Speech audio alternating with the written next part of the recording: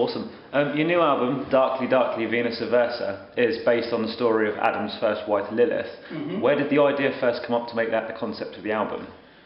The idea came up, it was kind of generated, we had like a slew of 3 or 4 songs, and at that point I was thinking, shit, what, not shit, rubbish music, shit, what am I going to do?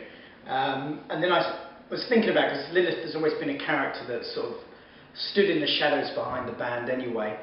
So I thought, oh, that'd be good to turn some of these songs. They threw up that kind of characterisation anyway. I mean, they were very sinuous and very melodic and elaborate and fast. And then after I'd written 3 or 4 songs, I thought, well, you know, might as well finish the entire album like it. It sort of just went on from there, I guess. Which is rather awkward, because most of the people I did interviews for the previous record, I swore blind I wasn't going to do another concept record again. And like somebody said the other day, you know, it's like buses, 2 turn up at once when you least expect them.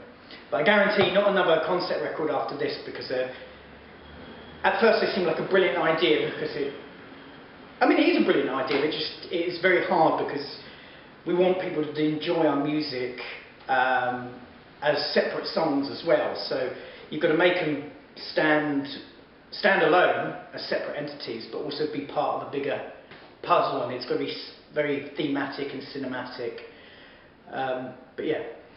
And what was it about the particular story that inspired you guys to put your own spin on it? Well, I think it's just the fact that Lilith is the first trespasser. She's she's primeval. She's the very first. She's a reason for man straying for God. You know, they make out that it's Eve, but well, maybe it was Eve. But I mean, I think bearing in mind that Lilith went away with the serpent Samael and begot thousands of little demons and stuff, and thus is seen as like the root of all evil. I just thought that was very fascinating, because in Jewish mythology as well, she's kind of venerated as an archetype for femininity. You know, she's dark, you know, and she's henceforth Venus Aversa. She's like the opposite. She's like the goddess of lust as opposed to the goddess of love. But she's venerated in Jewish mythology as being just this very strong-minded female principality. So I just found it really interesting. And we didn't want to just recreate the Genesis myth about her. We wanted to bring her kind of kicking and screaming into her re-emergence back into the world at a later date. And obviously we've discussed the album being a concept album. Does it put a lot more pressure on you guys as a band to sit down and write a concept album? Yeah, I mean, to be fair, I'd be a bit selfish if I dictated it from the off. So we get like a clutch of songs together, and then if I can piece it together that way, we'll have a nucleus of an album, and after then you'll be able to guide the rest of the tracks. I mean, we've got a special edition coming out with 4 other original songs, and they were written and recorded at the same time. And then, you know, normally when you have extra tracks, they generally are B-sides, but these are as good as the album tracks. It's just the album had to be like 11 songs, and it had to fit within a framework. So basically, I think we wrote 16 really good songs, and 11 made the album. It's just the way it is. How does the story and the music of the new album compare to previous Cradle of Filth albums? Well, compared to the previous album, this is a lot faster. It's a bit more melodic. I think we've got the balance between the orchestral and the rudimentary metal part of it pretty well fine-tuned. Because sometimes people can really, they throw like orchestration on the top, and it just doesn't sit right. It's a bit more elaborate, I think. It has kind of an old school vibe to it, so people have said, oh, some of these songs harken back to Cradle of Filth in earlier days. They said, well, of course it will, because it's Cradle of Filth, you'd moan if it didn't. So there's lots of tiny little things that we've changed, some vocal parts, there's a few more guitar solos, there's a bit more emphasis on, some other strange melodies. But you add them all up, and it makes kind of a big difference.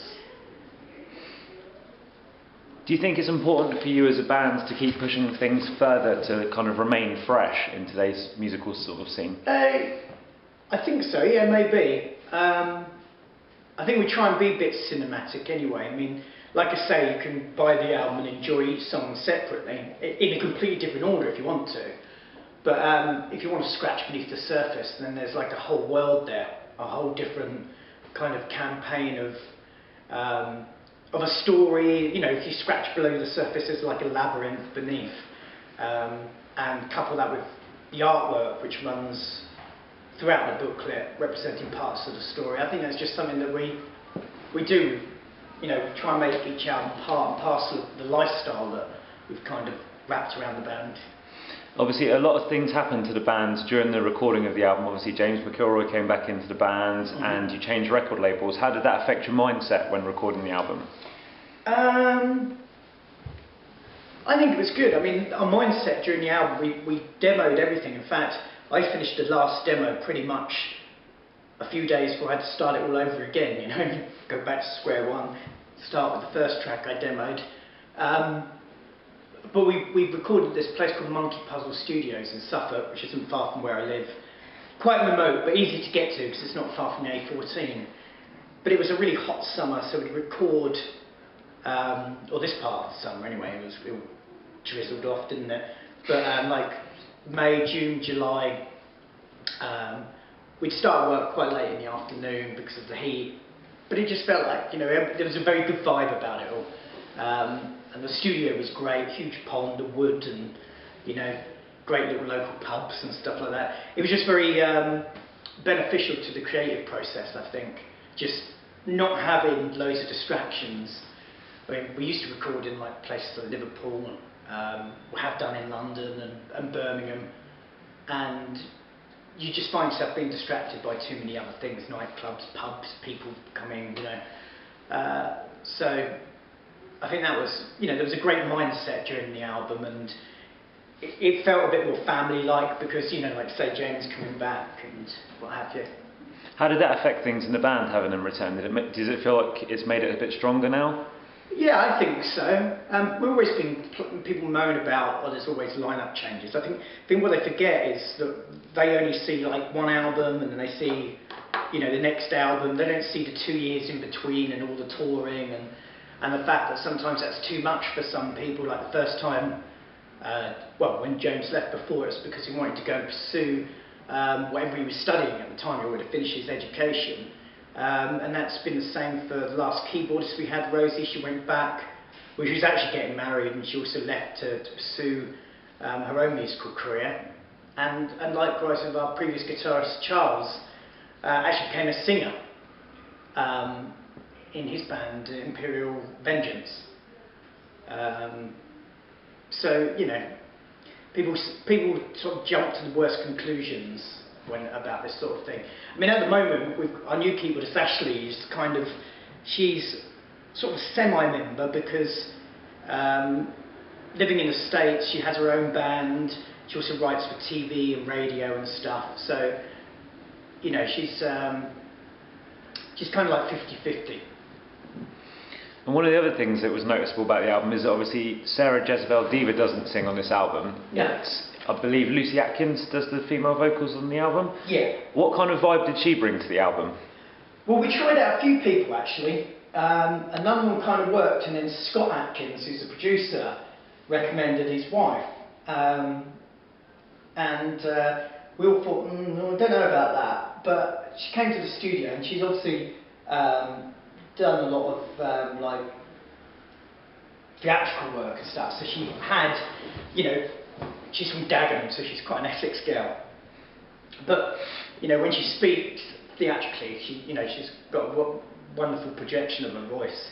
And it just fitted perfectly. It was like the last piece of the puzzle.